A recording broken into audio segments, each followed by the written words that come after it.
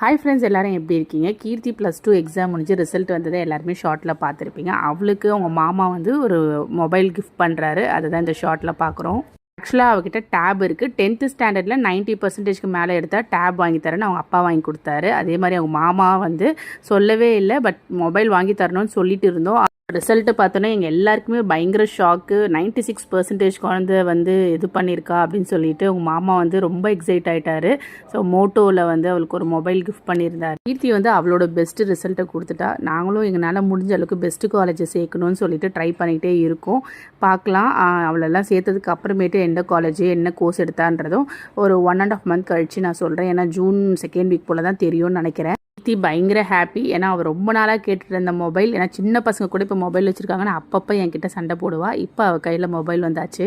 But still என்னெல்லாம் restrict பண்ணி parents பார்த்துக்கணுமோ அந்த மாதிரி கண்டிப்பாக நாங்கள் பார்த்துப்போம்.